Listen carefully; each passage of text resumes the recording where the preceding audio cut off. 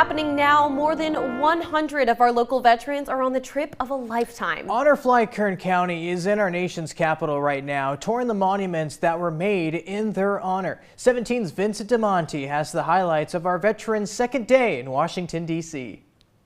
Know that, like they say, our freedom's not free. It comes with a price. From the striking World War II memorials to the shiny surfaces of names at the Vietnam War Memorial, the second day of the Kern County Honor Flight was non-stop.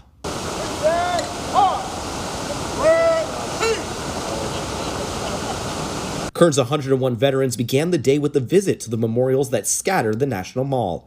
Beginning at the World War II Memorial, the group also made stops at the Korean, Vietnam, and the Lincoln Memorials. That's crazy. It's you don't realize the impact of seeing the wall and different names.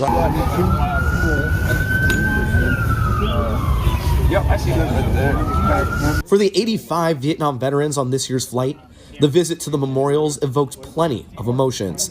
Many paid their respects to family, friends, or loved ones lost in the conflict, while some captured the engravings of their names on a piece of paper. It's kind of sad.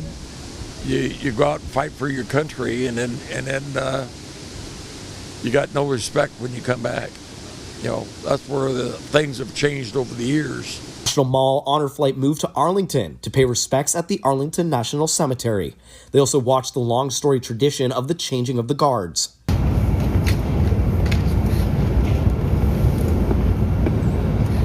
But one of the most impactful moments on the trip, honoring the 2 women veterans aboard at the Women Military Museum. The honor, according to Diana K. Bohannon, a Vietnam War nurse, is bittersweet. It felt amazing, but it's also very painful because nobody said thank you then, and it still hurts.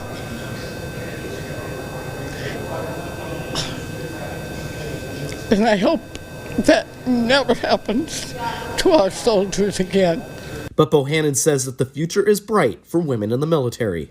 I am so impressed by the capability, the intelligence, the bravery of those women. They are very impressive, and they're make us all proud. Last on the trip before the flight back to Bakersfield, the vets will be given a tour of the Capitol building. That tour will be led by Kern County Congressman Vince Fong.